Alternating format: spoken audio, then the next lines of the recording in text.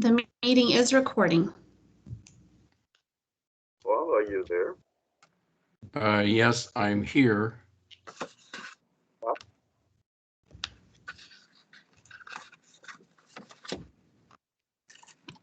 You look doubtful. No, there's something reprogrammed and it went to a default.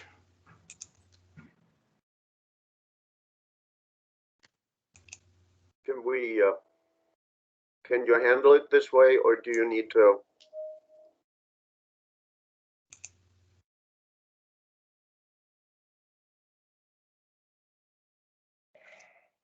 Oh man, what happened to this thing?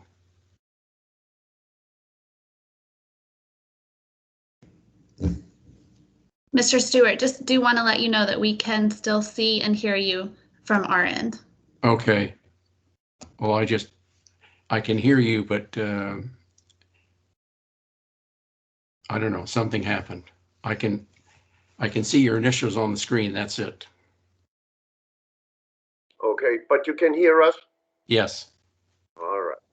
Then I will, can everybody hear each other? Nancy, can you Yes. hear us? All Yes, right. I can. Tomas? Okay. Absolutely. And Jennifer? Yes, I Mr. don't Chair. have you on the screen, but I have my camera off. okay. All right. Very good. I will then call the Municipality of Anchorage Board of Adjustment meeting of May 4, 2021. And the first item, of course, is to have the clerk call the roll, please. Yes, Mr. Guchow. Here. Mr. Stewart. Yes. Here. Mr. Deek. Here. Miss Peace. Here. You have a quorum. Thank you so much. The first item is then to approve the agenda for today. You received that by email, I should say, and I hope you've had a chance to look at it. Are there any additions, deletions, changes to the agenda for today? Seeing none, the agenda is approved. First item of business following that is the approval of the minutes of the meeting of April 14, 2021. Have we all had a chance to review those minutes? Yes. All right. I move to approve the minutes of April 14th with one change on item 4, minutes of the previous meeting. Mr. Guchow is recorded as voting aye. I believe that should be myself, Nancy Pease.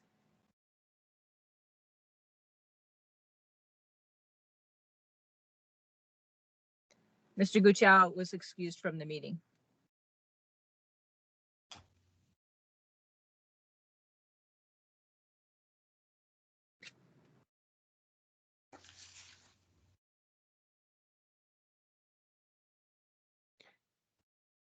Did you make a motion for it yet? Yes, I did move to approve with that change. Yeah, I second that.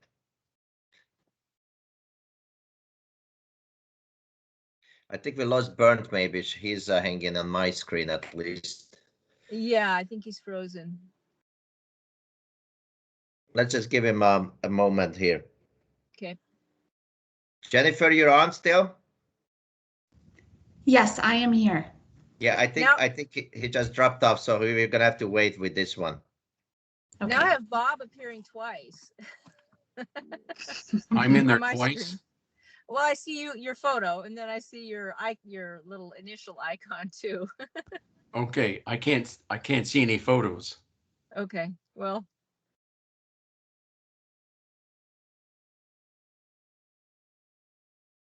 Bob only gets to vote once, though. He doesn't Yeah. get to vote. He doesn't get to Oh. vote twice. Okay.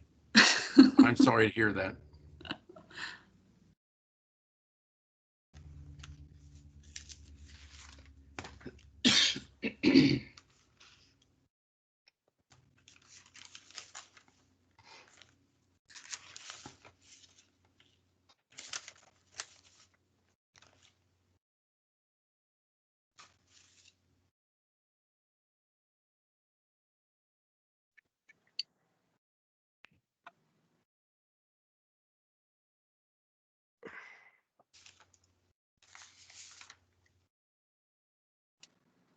Are we still waiting for Bernd? Yes. Do you want to take it over as acting chair until he gets back? No, he's got everything in front of him. Okay. All right, I'll just wait them. I'm going to also provide Mr. Guchow with a call-in number in case he's having computer difficulties. So perhaps he could join by the phone if necessary. Thank you, Jennifer.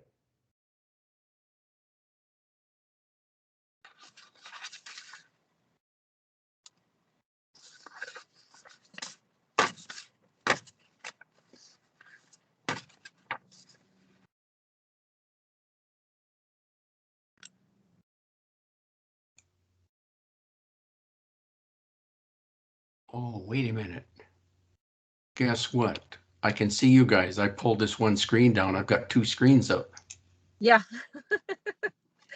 Yes, I do show you assigned on twice. You may want to leave one meeting.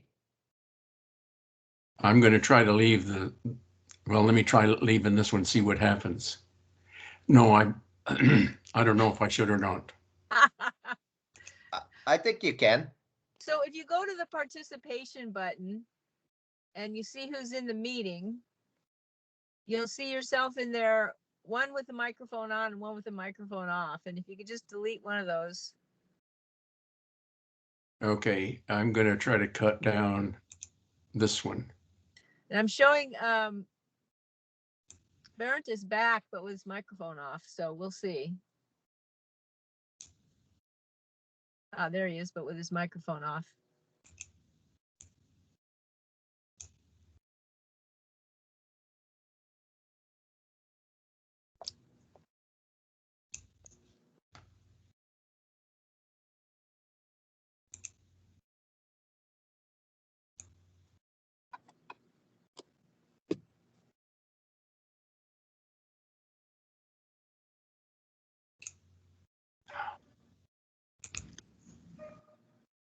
Mr. Chair, it looks like you're muted. If you can click the microphone icon to unmute yourself, we do see that you have joined the meeting, rejoined the meeting.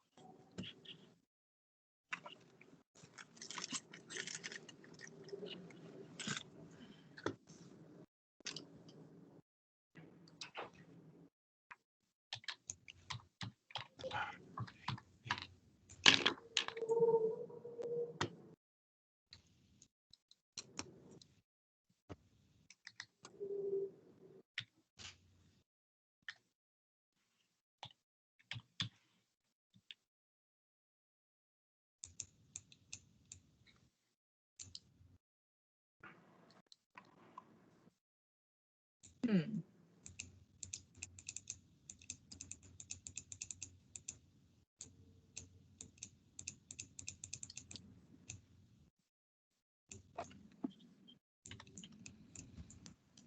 Board members, I'm going to step away for a moment and try to give Mr. Guchow a phone call. Sounds good. I'm just going to Thank you, turn my Jennifer. camera off for a few minutes, but I'll still be here. Same here.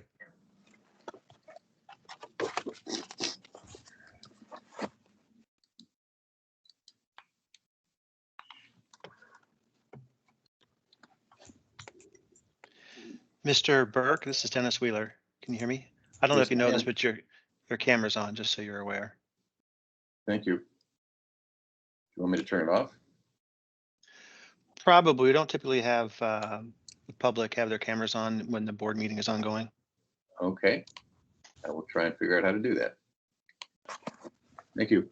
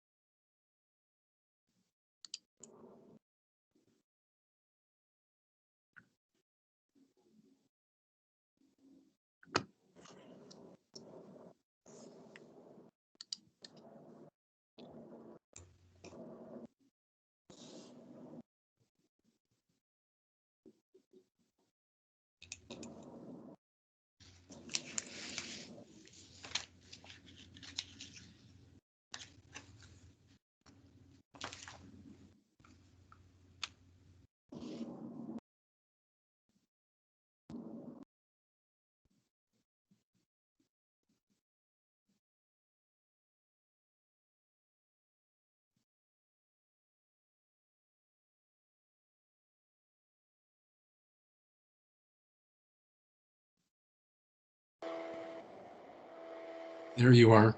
You're on, Barrett. Okay, all right. Here is Bob Stewart, who is saying that he can hear me. We can hear you, Bernd. This is Tomasz. And Okay, we can see you as hallelujah. well. All right, so are we all there? Ms. Pease, are you there? I am. Okay, and Mr. Deek, are you there as well? Yep, I'm here. Well, thank you. And Jennifer is there as well, I think. But she will not come on because she is just operating the equipment, hopefully. All right, where we were, and I apologize if I was the problem. We need to consider the minutes of the previous meeting, and if my memory serves me correctly, it was Nancy who was going to make a motion to approve the previous minutes. Mr. Chair, if I may ask you to request from audience to mute their computers. I'm sorry. Try again. If we could have everyone to mute their computers if not speaking, because there's a lot of noise coming in. How do I mute the computer? I think Jennifer can maybe we could just ask people should mute. Okay. All right. Mr. Chair, I can take care of that for us. Okay. All right. So we were, let's try again. Ms. Pease, you were going to move to approve the minutes of the previous meeting. Yes, and I move to approve the minutes of April 14th and with one change to the vote. Well, just a second. Before you do that, we need a second. Who's going to second this? Yeah, I did make the second. This is Tomasz. Okay. Mr. Teague is going to second. Okay. Ms. Pease, go ahead, please. Yes, I noted one error under number 4. The ayes include Mr. Guchow, and you, sir, were not present at the meeting, so that should be Nancy Pease. Okay.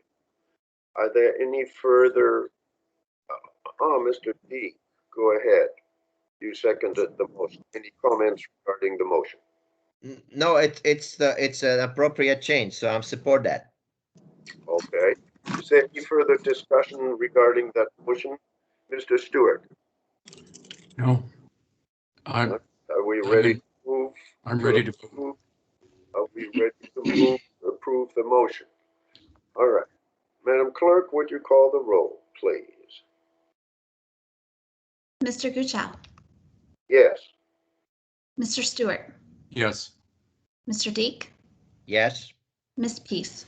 Yes. That Thank motion you so much. passes. All right, the motion passes. Done. All right. The next item on the agenda is old business, and unless I hear from one of you, I do not have any old business that we need to attend to. Old business. Hearing none, we can then move to new business. And what we are here today is to consider matters relating to BOA appeal number 2020-2 and 2020-3. And specifically, the motion to dismiss that was filed by Hultquist and opposed by various parties of interest.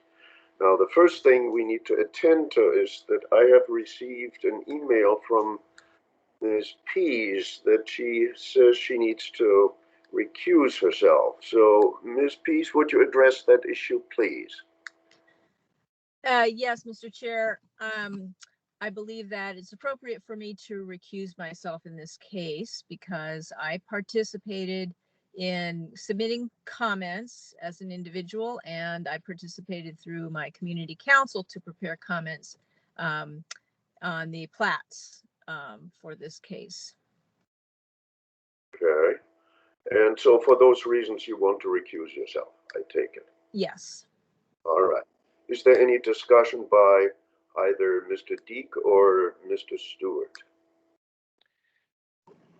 Yes, I just one comment, Mr. Chair. I believe today we're going to look at procedural issues, but I think as far as appearance, I think I support Ms. Pease to recuse herself and not participate on this matter. Thank you, Mr. Deek. Mr. Stewart? I think just to avoid the appearance of any potential conflict, I think her request is appropriate. Okay. And I join in the comments made by Mr. Deek and Mr. Stewart. Ms. Peace, do you have any final words of wisdom for us before we vote on this? No, it will be in very capable hands. Okay, all right. If I hear no further comments regarding this matter, the request by Ms. Pease is approved, and she is recused from any further participation in these two appeals, that is number 2020-2 and 2020-3. And with that, you are free to leave the meeting, Ms. Pease.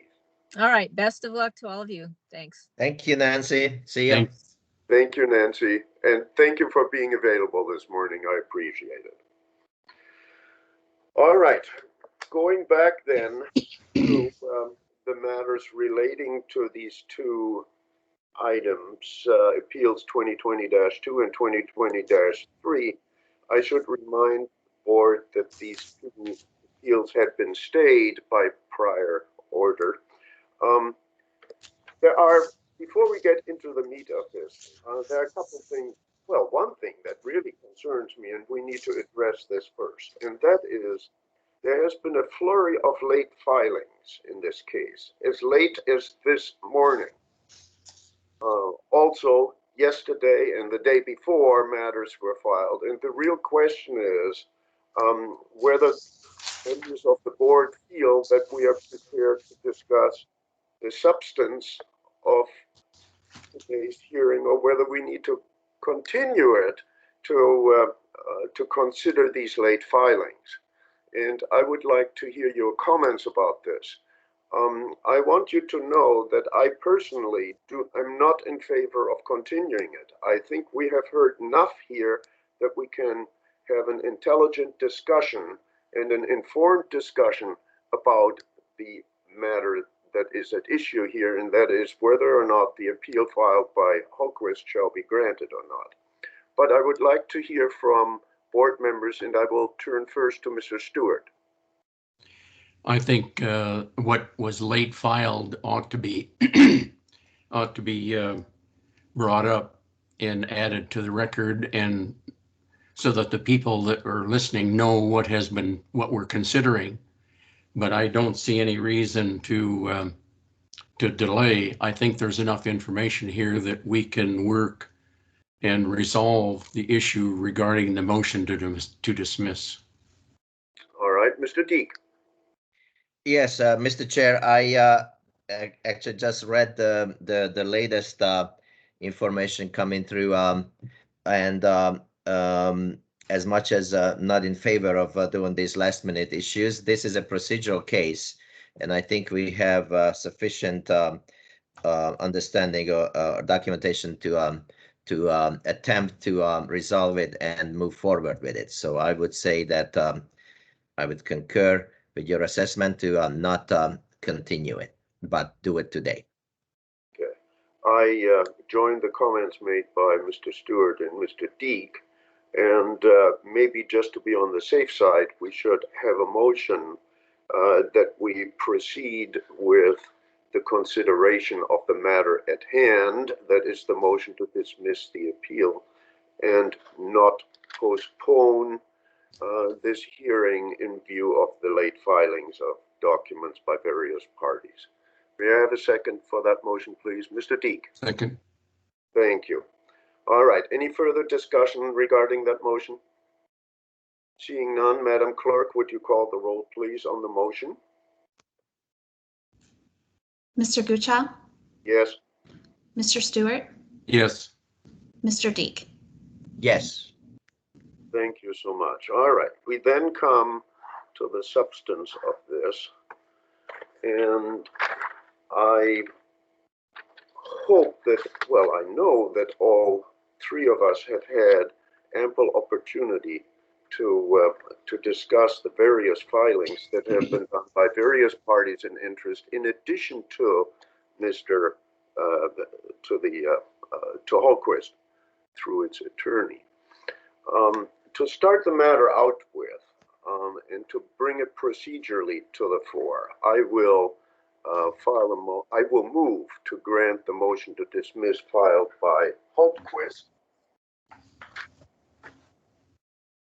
To grant the motion to dismiss the appeal by Sean Domagalski on August 24, 20, in case 2020-2, and to dismiss the appeals filed by the Glen Alps Community Council and the Glen Alps Board of Supervisors on August 25, 2020, in case 2020-3. May I have a second, please? Yes, Mr. Goodchild. Thank you, Mr. Deek.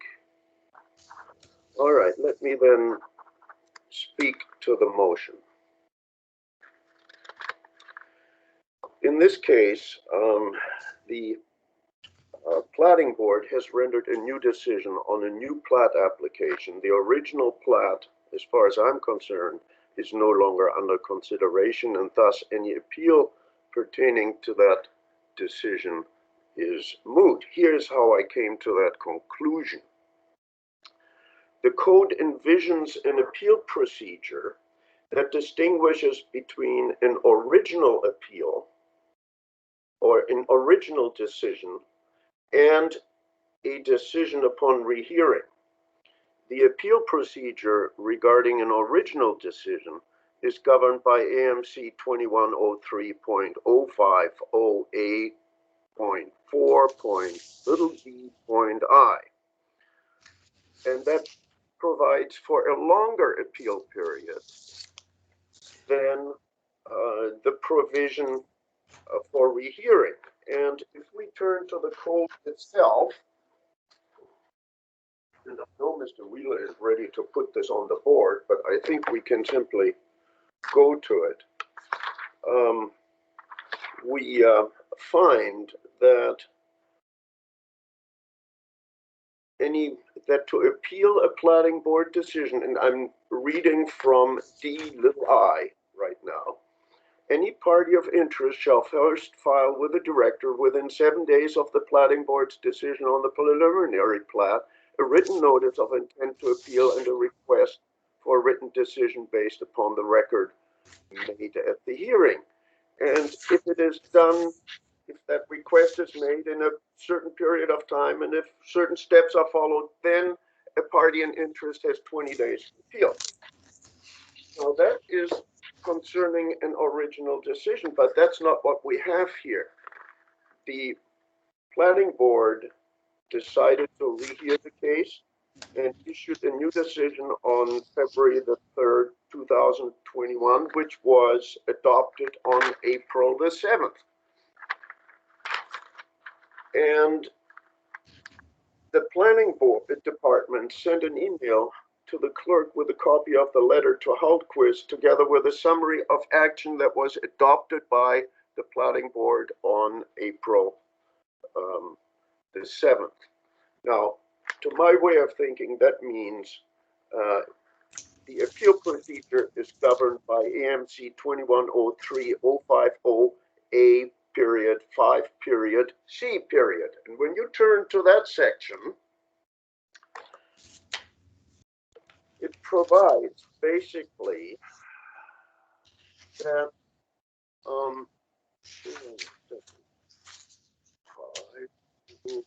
C. After a decision by the lower administrative body on alleged new evidence or changed circumstances, the time for appeal shall begin to run. Any party of interest may file an appeal within 10 days. In other words, the appeal period upon reconsideration is cut down from 20 days to 10 days after service. And so, in my view, what controls here is that section that I just quoted in 2103A 050A5-C. And it is for that reason that I intend to vote for the motion that I made to dismiss the appeals filed regarding the earlier decision, because those appeals are no longer applicable to a decision that is now pending.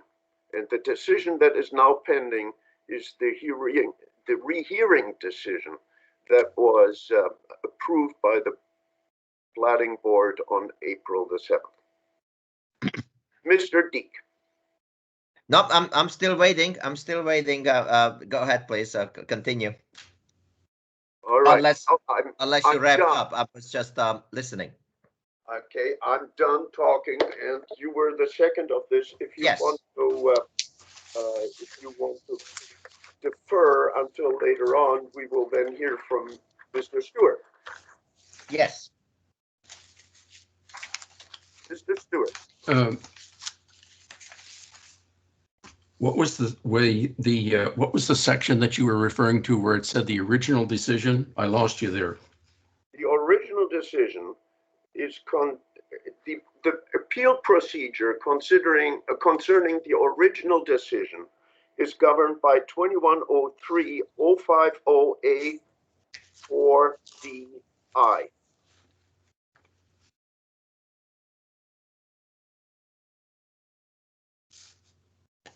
Any party of interest shall first file with the director within 7 days of the planning board's decision a written notice of intent to appeal and a request for a written decision based upon the record made at the hearing, etc., etc. And there was, in fact, a flurry of activity there. It was really cut short by the fact that the planning board decided to rehear the case.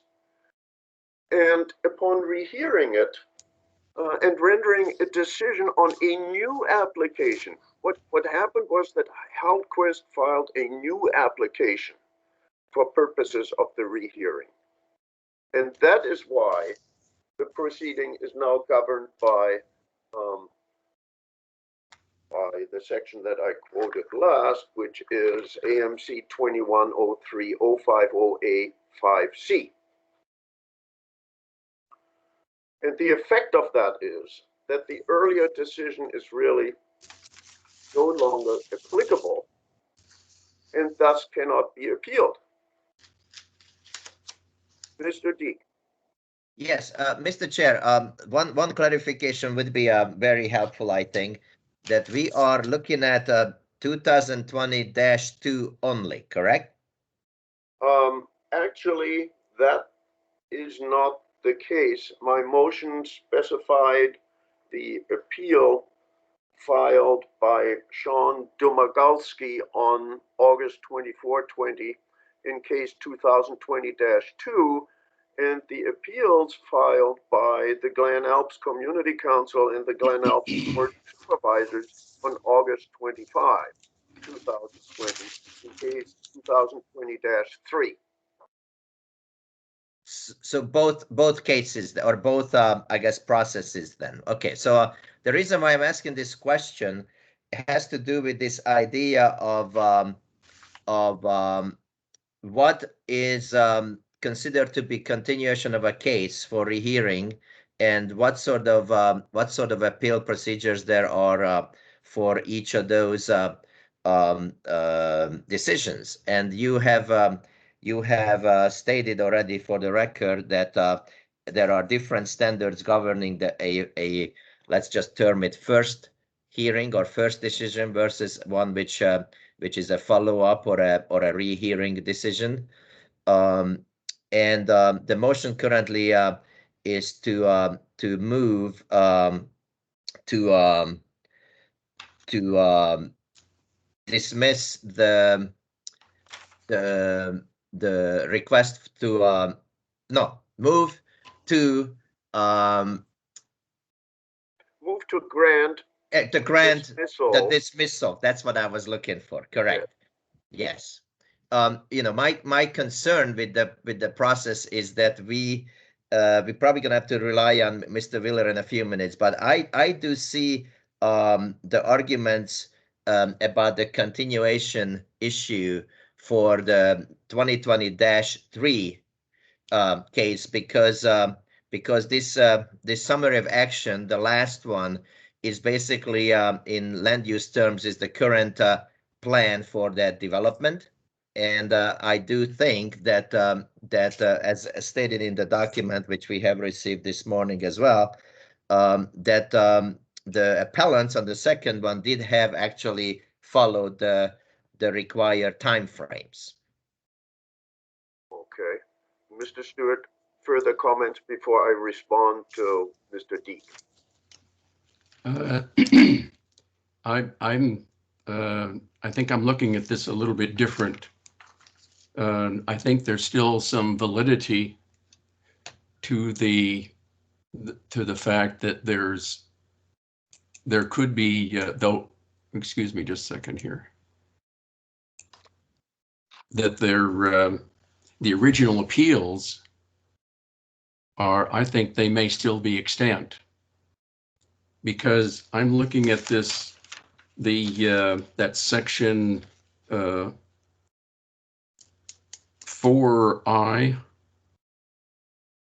2103050A4I.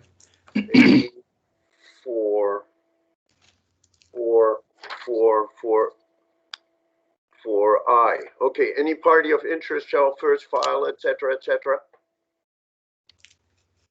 Is that what you're looking at? Yeah. What I'm seeing here is, it looks to me like that whole section is a quick way for the board of, or for the planning board to address things and get them moving in a quick way. Because as I understand it, the planning board has certain options. And if you take a look,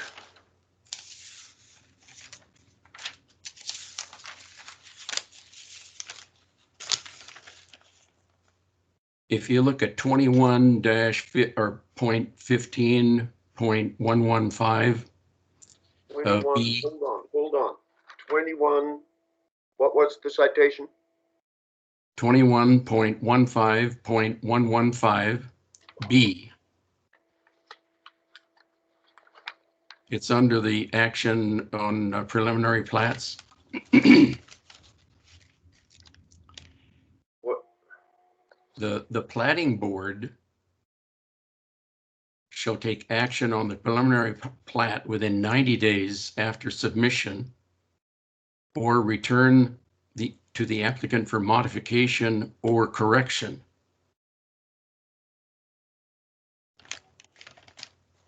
So what that leads me to believe is that this was a return.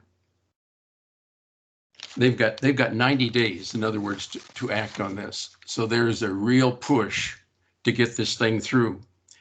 And I think in retrospect, this whole thing involving the 7 days and the various timeframes, I think it's all dedicated to trying to get this thing moving quick to meet that 90-day deadline. So what I'm saying is, I think everything involved in here looks like it's going through this whole process, and you end up with appealable decisions. And we don't, they had an appealable decision in the beginning, but now it looks like there was it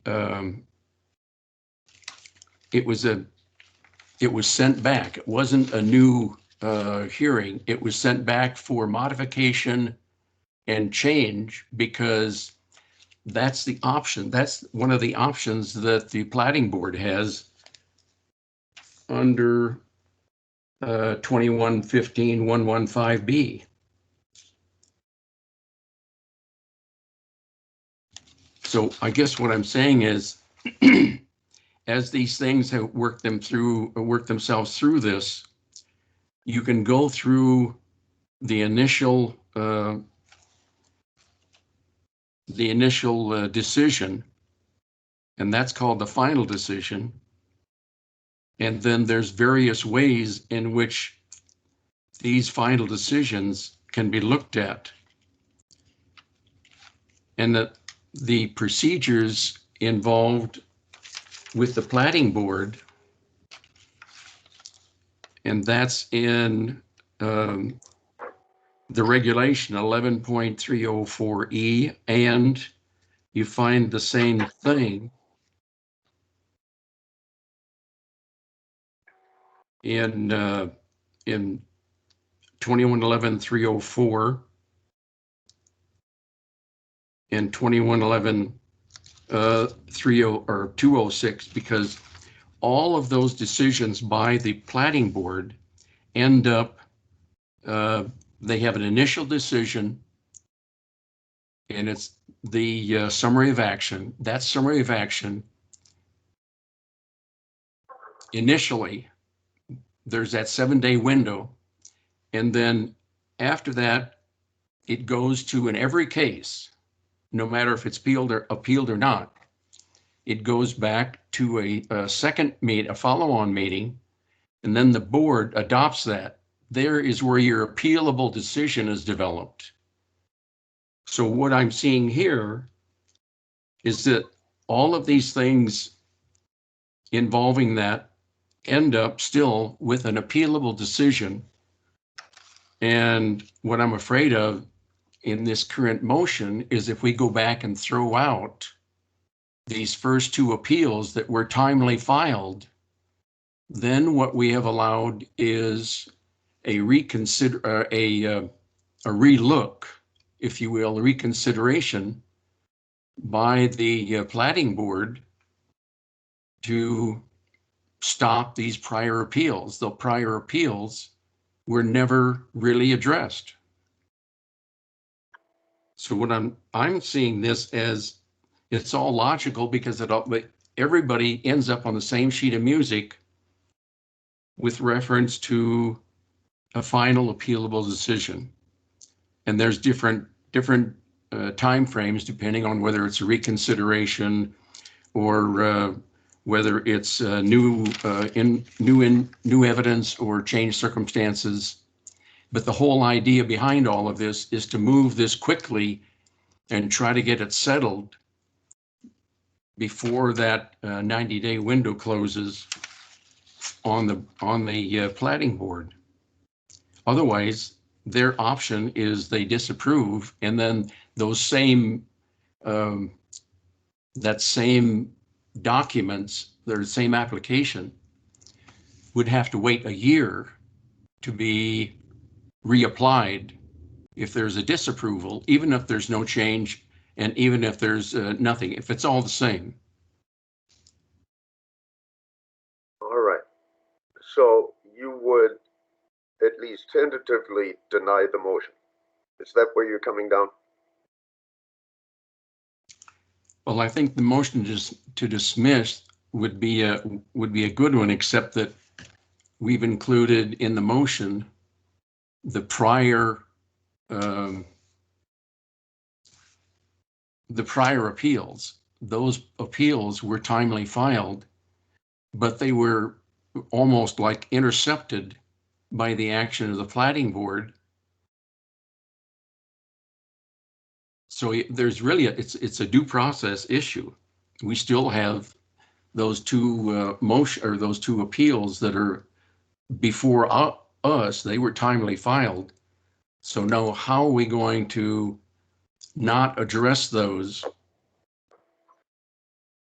I think we still need more information. Mr. Chair. Let me address, Mr. Deek, give me a moment to address this. Absolutely. I must tell you, Mr. Stewart, and perhaps also Mr. Deek, that I see this entire issue totally differently. I am not trying to cut off any appeal period that parties in interest may have. The only question is whether they are appealing the original decision or whether they are appealing the reconsidered decision.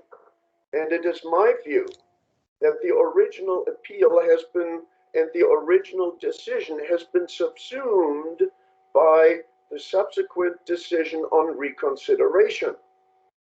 So what governs the situation right now is what rights do parties in interest have regarding the decision on reconsideration.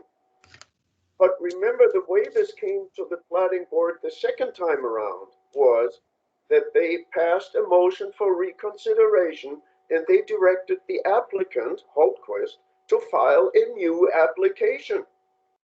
A new application.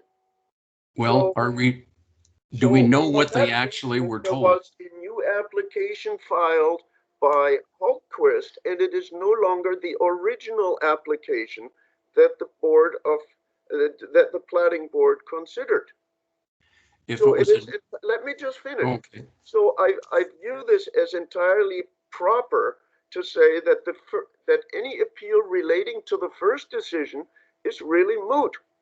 Really has nothing to do with the situation that we are facing at the present time. What we are facing at the present time is the decision on reconsideration. And how do we give parties in interest the opportunity to appeal that? And the procedure is quite clear. The way to appeal that is that first the decision needs to be served on the parties in interest.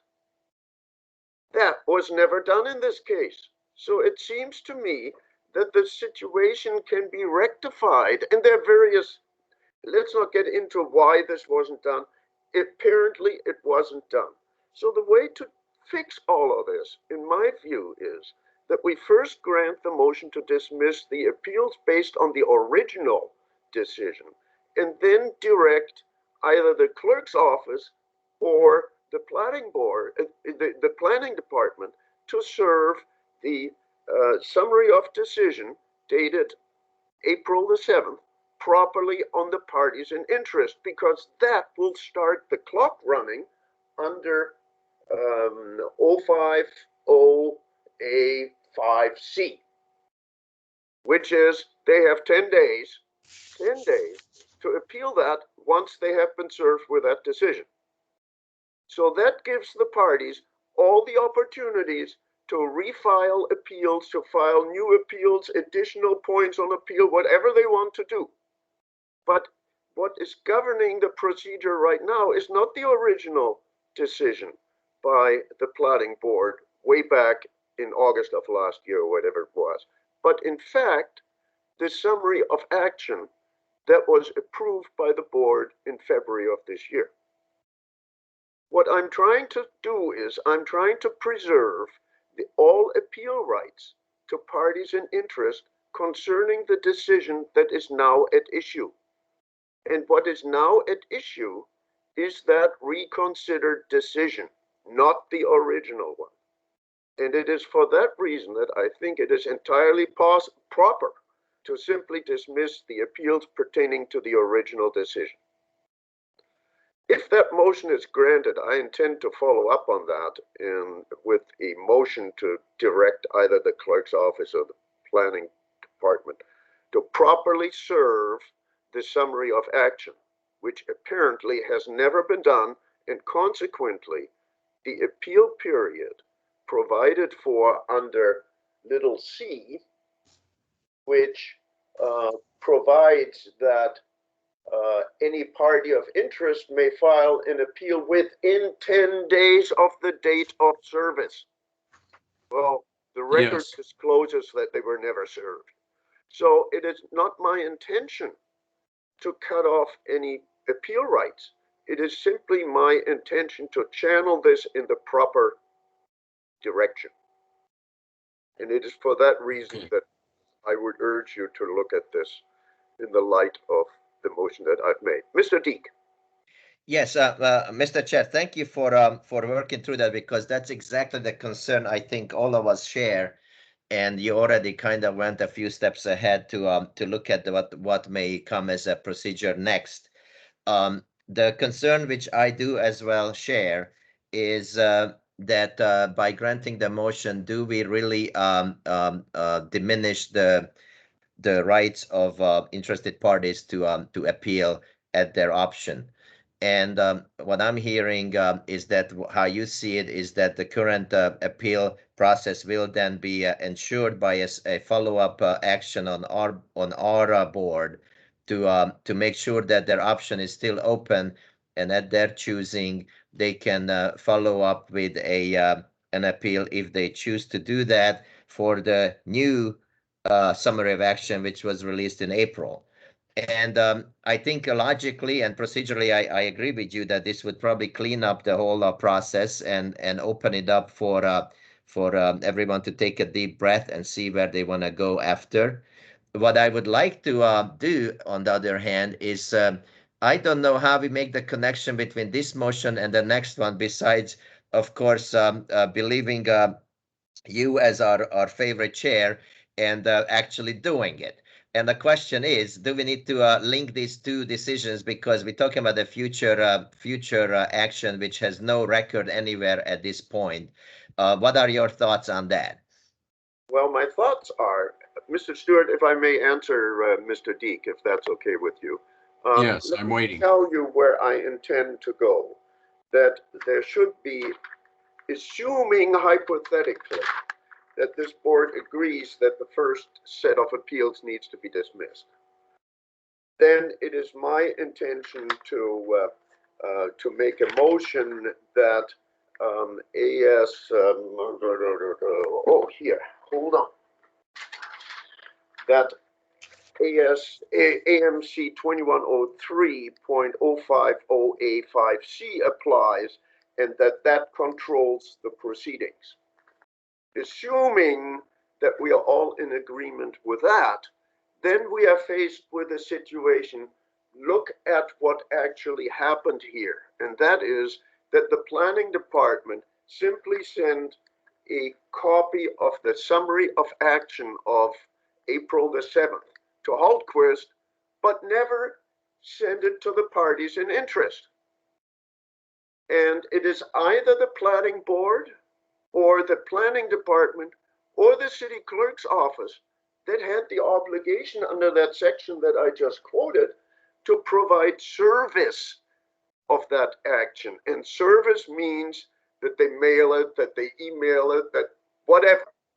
Service is pretty clear to lawyers. You know, they need to be notified formally, and they never were. So my third motion, or the third procedural step, would be to direct one of those bodies, and I can tell you who I would prefer in a minute, direct one of those bodies to properly serve that decision. Because once they have done that, that starts the appeal procedure under the section that I've quoted. And every party in interest, including people who have never appeared here yet, will then have the opportunity to appeal for 10 days. So that's where I intend to go to clean this up. If that helps you, Mr. Deek. Well, actually, that's exactly why I'm asking the question, because I'm very concerned that we got into this process with the procedures or processes not strictly or very carefully followed. And this whole issue of serving the documents on a rehear or a remand, I guess it wasn't a remand, it was a reconsideration. That simply the appellant of the first case did not have the proper notice, and that is my concern, just like yours. So if this whole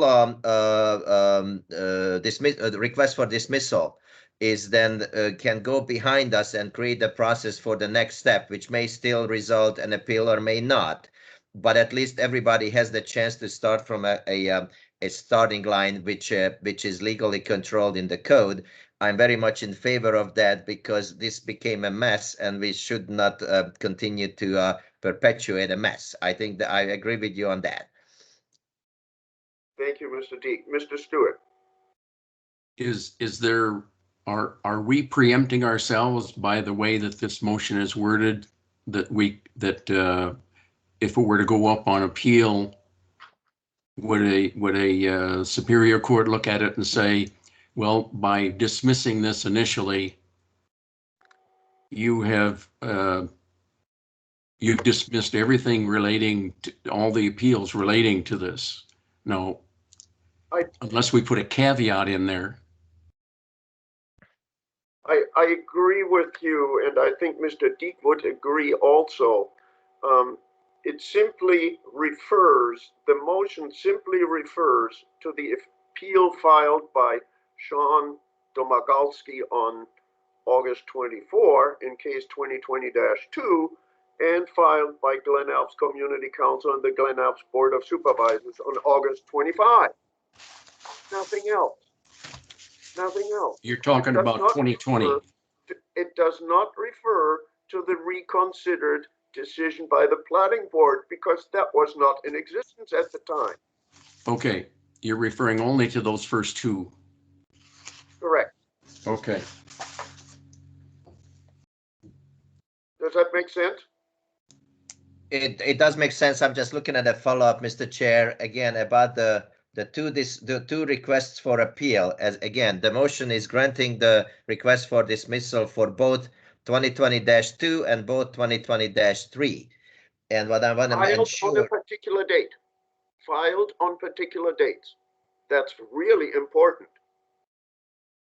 It's the initial filings that they did in August of 2020. Correct.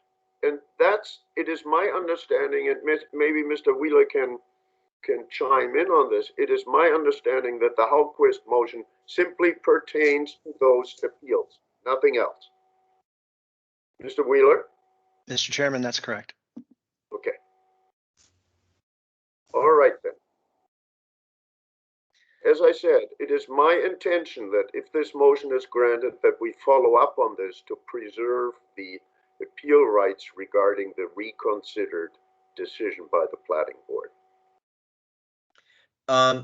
do we have currently, Mr. Chair, do we currently have a vehicle for that? Because our agenda does specifically state to deal with these two cases which are pending.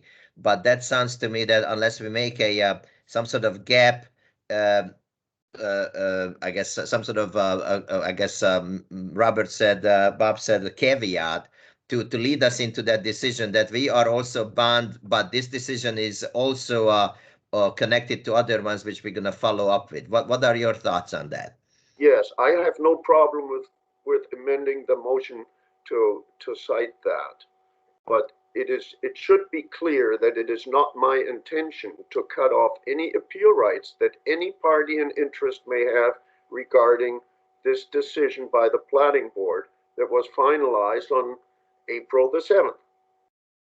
Okay, maybe then perhaps the motion could be amended by stating as you had and adding that something along the lines that with the intent to act on standing appeal rights for the case which was which had a summary of action in April, and the details we can fill in, something along those lines. So we know that we're linking the two projects or processes. Yes, and I'm presently writing something. Yes. By adding it at the end of the motion. Okay, so let me then, Mr. Stewart, unless you have something further that you want to bring up at this point, let me restate the motion. No, I want to hear what you've written at the end, because that's critical. All right. So I move to grant the motion to dismiss the appeal by Sean Domagalski on August 24, 2020 in case 2020-2 and to dismiss the appeals filed by the Glen Alps Community Council and the Glen Alps Board of Supervisors on August 25, 2020 in case 2020-3, it being the intention of this board to preserve all appeal rights regarding the reconsidered decision of the planning board that was finalized on April the 7th, 2021. Yes. That's a Does good that caveat. satisfy your concerns? Satisfies mine, yes. All For right. sure. Okay. Mr. Wheeler, just to be on the safe side. Do you think that works? Mr. Chairman, that works. Okay. Madam Clerk, did you get the last addition to the pending motion so that the record is clear regarding the motion? I did, Mr. Chair. Are we ready to vote on the motion? Yes. Mr. D. Yes. And Mr. Guccio is ready as well. So, Madam Clerk, would you call the roll on the motion, please? Yes, Mr. Guccio, Yes. Mr. Stewart, Yes. Mr. Deek, Yes. Thank you. The motion is passed. All right then. Let me, and I want to cut things a little bit short, so I will simply make the second motion, if that's agreeable with you. And the motion is to affirm that AMC 2103.050A5C controls the proceedings at this time. That is, that section that I just quoted controls the appeal procedure regarding the reconsidered decision that was finalized by the Planning Board on April the 7th, 2021. May I have a second regarding that motion, please? Yes, Mr. Chair, I'm ready to do that, and I have an offering for that motion. Okay. Go ahead. I believe you An mentioned, amendment, you mean? yes, an amendment or a question for clarification, since we are in the motion is at the table, Yes. so let's discuss it. You did say, and I do want to make sure that it happens, that we will actually have a motion which will then set out the procedures for how the appeal notices, or not the appeal notices, but the summary of actions will be served. Do you intend to do that in a separate motion, or do you intend to do it with this one? I intend to do that by separate motion. Thank you, sir. Mr. Stewart, any discussion regarding that motion? We have talked about the substance of this before. Yeah, I think this is okay. All right. Do you have any additional comments regarding that? No. Okay. All right then. It is my view that in making this motion, as I have reviewed the record that we have before us so far, that there's nothing in the record that shows that the summary of action was ever sent to anyone other than to Hallquist.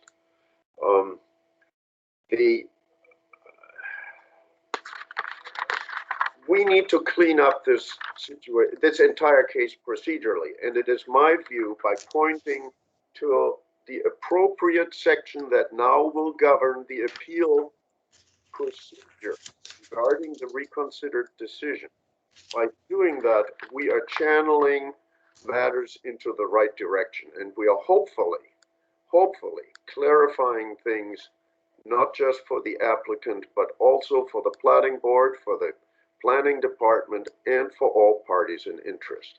And it is my intention that if this motion is passed, that it be followed up with specific directions on how to handle matters henceforth regarding the notification issue.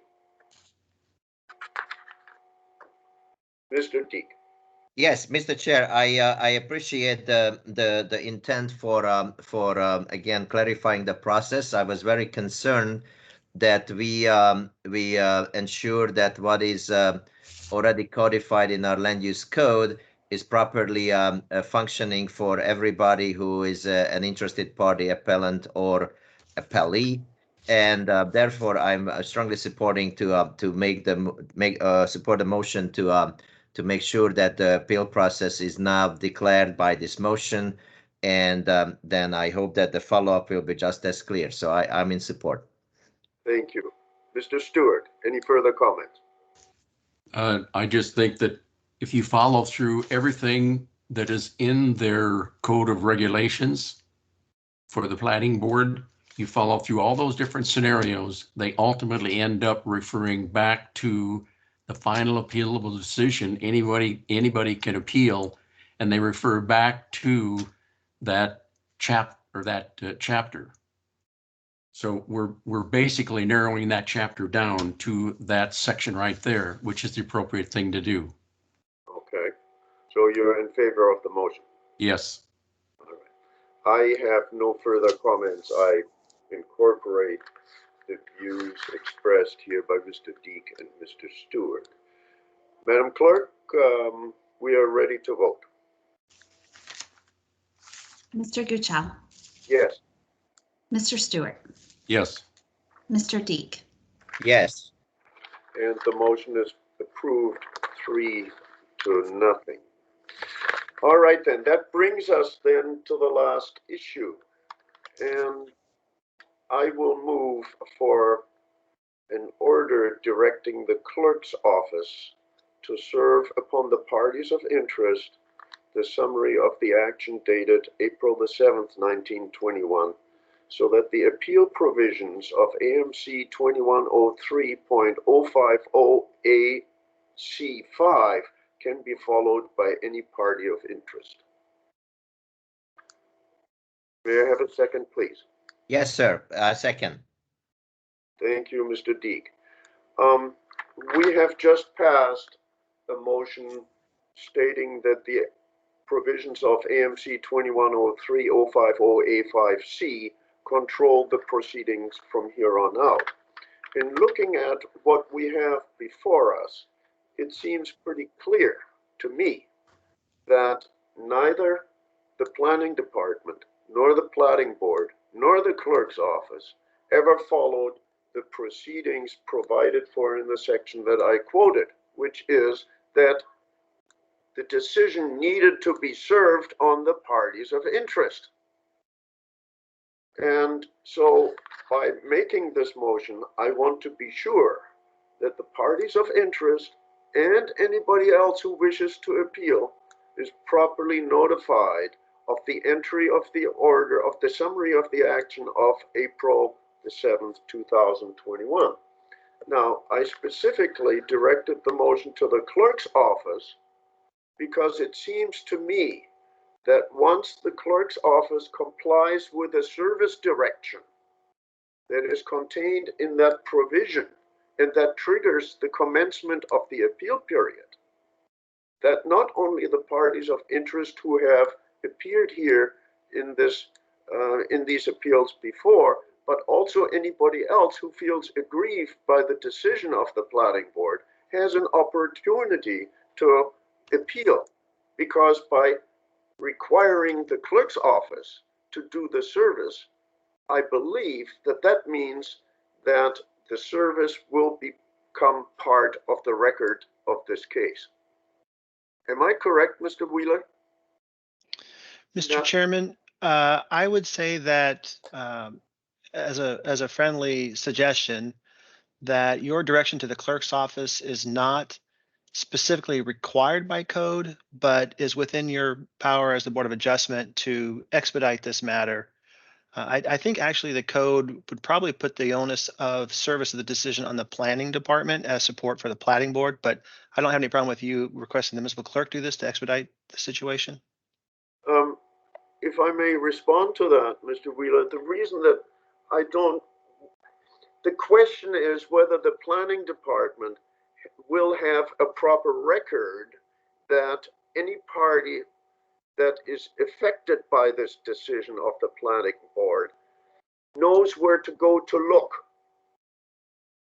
And it seems to me that the clerk's office is the logical place for that to happen, as opposed to the planning department.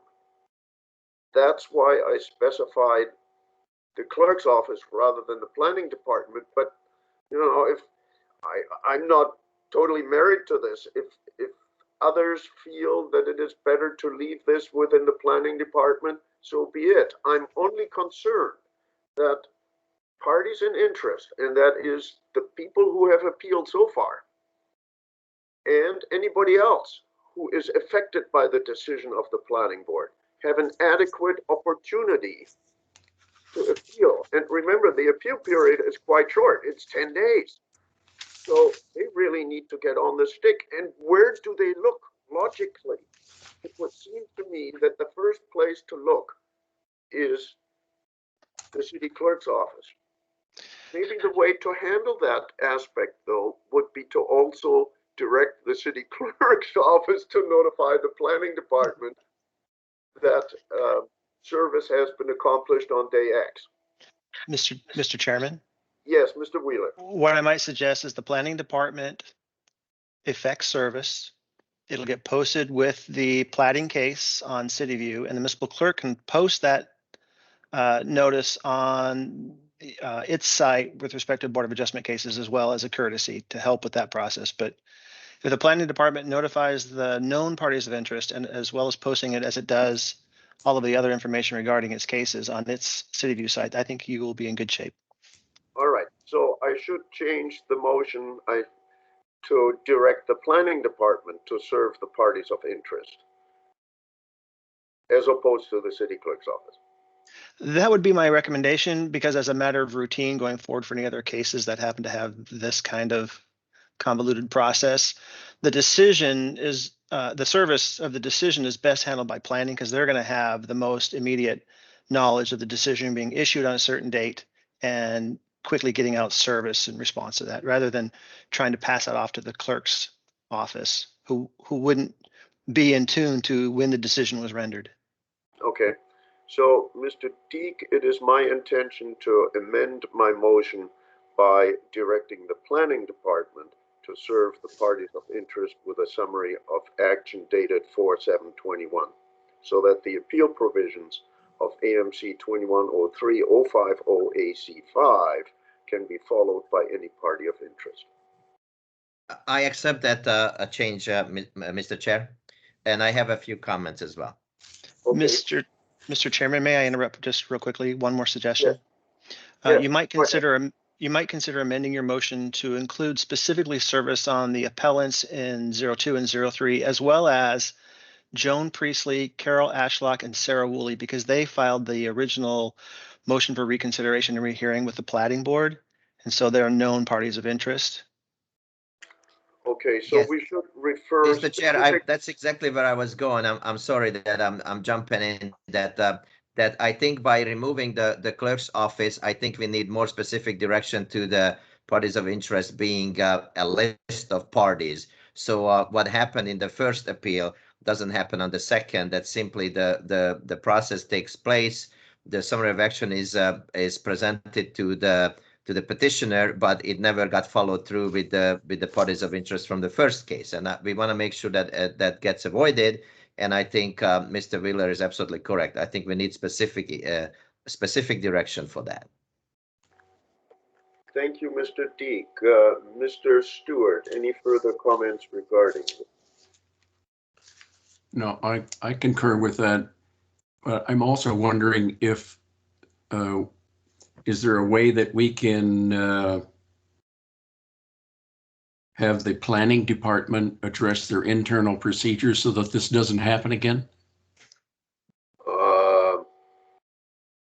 I'm not sure we can do that. I declare that I'm too old for that. Okay. On the record. Mr. Wheeler, give me the names of the 3 individuals, please. Yes, sir. Who should be included?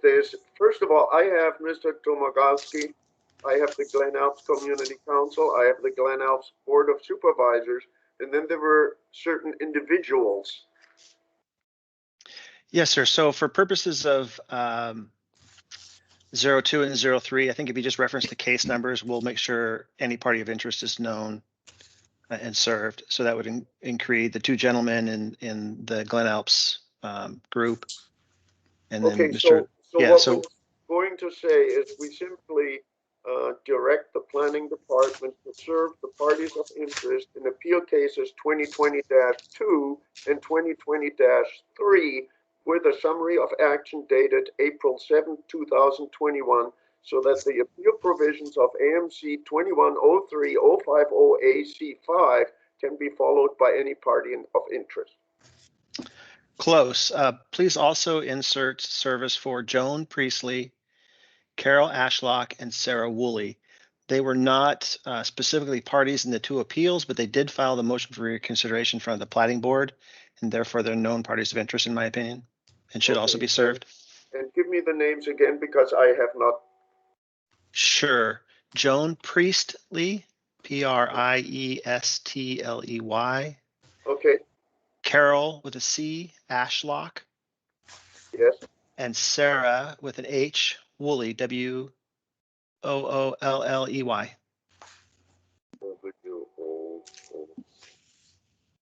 All right, so that we refer not only to the specific appeals cases 2020-2 and 2020-3, but also to Joan Priestley, Carol Ashlock, and Sarah Woolley. Is that correct? Yes, sir. Remember, I'm concerned about unnamed parties who have not yet appealed by telling us, Mr. Wheeler, that by directing the planning department to do the service and assuming they follow that direction, that other parties who have not yet appeared but are parties in interest, as the code defines them, have an opportunity as well to appeal. Yes, sir. Well, should we say all possible parties of interest? No, that's not what the code says. No, The it just code says parties of interest. Parties of interest. For some reason, it says of interest, not in interest. But I think we should leave it at the code language. Mr. Chair, just one question to Mr. Wheeler on that is that should we assume that the standard procedures of the planning department will then take place and we don't have to specify anything to that extent? Because I think stating the specific already known parties of interest of this case is one section of the issue, but the other is that we do have the procedures in place which then allows anybody who is going to become a party of interest to ensure that the information is available for them. Do you, Mr. Wheeler, do you believe that the current procedures at planning will be just like they would be on any other planning case, or is there a need for any, I guess, change or recommendations for that? So under the code you've been referring to, and also under their own regulations in 21, let me pull down to the code here, 2111, I think it's 340, I'm sorry, 2111-304G, it says, after the decision, an applicant or other interested party must file an appeal within 10 days. So it mirrors up with what you're doing under your code provision. So I would expect them to be prepared to post this and include in the posting that the appeal period is 10 days. If you want to make sure they understand that, you could certainly clarify that's your expectation. How do we do that within the presently pending motion, Mr. Wheeler? As a new sentence, the notice of the service of decision should include the appeal period is 10 days from the posting of the decision. After. It's after, not from. Sorry, I'm using the same term. I think I meant the same thing, but I understand what you're saying. Okay, so it's 10 days after service, not Yes, sir. from service. There's a difference of 1 day here. Okay. Okay, all right. Are we then, anything else, Mr. Wheeler? I just want to clarify something for the record. I don't know that it's substantial, but just in case, Mr. Stewart, you referenced what I think was a code of regulation section when you were making one of your original arguments. Yes. I think you referred to 2115-115. Hang on just a second. It may not matter at this point because of the way the motions were handled here. But I just want to clarify for the record, if that was your citation, I'm not finding that in the online version of the current code. 2115.115. Yeah, I'm not finding that code's either the code or the regulations. Wow, I got that on, I got that from the code online. Hmm. Do we need to address this? I'm not sure that we do. I just wanted to make sure that the board understands it's not any of the decisions that it made today are not dependent on that particular code section. So I think, Mr. Stewart, you referred to that code section as a 90-day timing requirement for plats, which I don't think is really germane or substantially critical to the decisions you made. So I just wanted to get that on the Well, record. I think what I just used that was to show that there's a time is of the essence when they're dealing with plats. So they're trying to move those as fast as they can. Yes, I think that's generally understood, regardless of that code site. Okay. Other than that, Mr. Chairman, I don't have anything else. Thank you. Mr. Deek, you seconded the motion. Do you have anything else at this point? No, I think it's gonna become a Christmas tree if we add more to it. So this is good for me. Okay, Mr. Stewart. No, I think we're going the right direction, and hopefully this will get taken care of like it should be. Okay, all right. So just to restate the motion before we vote on it. The motion directs the planning department to serve the parties of interest, including but not limited to Joan Priestley, Carol Ashlock, and Sarah Woolley, and other parties of interest in appeal cases 2020-2 and 2020-3, with the summary of the action dated April 7, 2021, so that the appeals provisions of AMC 2103-050 AC5 can be followed by any party of interest by providing for an appeal period of 10 days after service of the summary of action. Does that make sense? Yeah, Yes. Good. it Are does. we then ready to vote? Yes. Yep. Madam Clerk, would you call the roll? Mr. Guchow, Yes. Mr. Stewart, Yes. Mr. Deep. Yes. Thank you very much, and the motion passes. All right. By having done all of this, I'm sorry to preempt you in being the one who made all the motions here, but I had thought about this and I wanted to channel things into a direction that everybody can now follow, and I think we have accomplished that. And hopefully, this complicated procedure will not occur in every case that the planning board renders a decision henceforth, because it would just cause mayhem. So is there anything else that we need to discuss regarding appeals 2020-2 and 2020-3? Not that I'm aware of. What do we need to do regarding the stay order? Do you have any thoughts on this? Let's see how that was phrased. Oh, I don't have that in front of me. Well, maybe I can find it.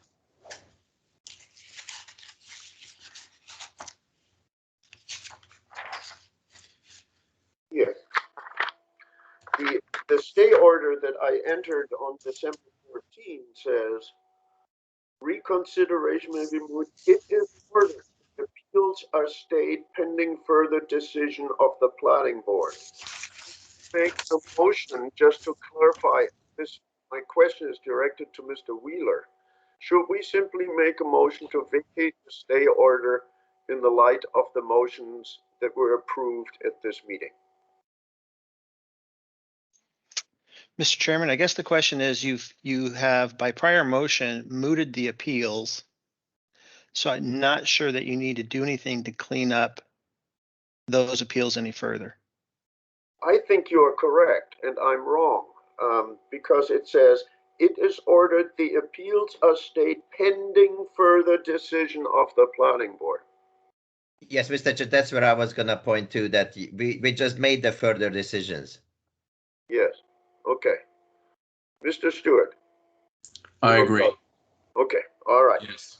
So there is nothing further really required. That's that is the conclusion we are all coming to. And Mr. Wheeler, I think, agrees with that, don't you? Yes, sir. Okay, thank you very much. Is there anything further then that we need to discuss regarding the currently pending situation in cases 2020-2 or 2020-3? Nothing from me, Mr. Chair. Mr. Stewart? So if there's an appeal, it's going to be a new case number assigned. Yes. No Yes. questions. Okay.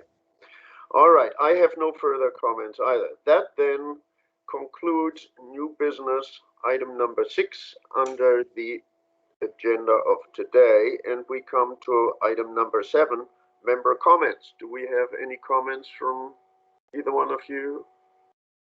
I just this is it's truly a comment because it's going to be open-ended, but you know, we had a considerable effort on the part of pretty much everybody, appellant, appellee, the board, the clerks, Mr. Wheeler, a whole bunch of people to deal with this, and I wish we could manage these matters in a way that this would be not necessary. So hopefully the future is bright, and we're gonna meet only on real appeals. But thank you for that work for sure. But I'm you know, I'm almost ready to apologize because this should have been simpler than what it became.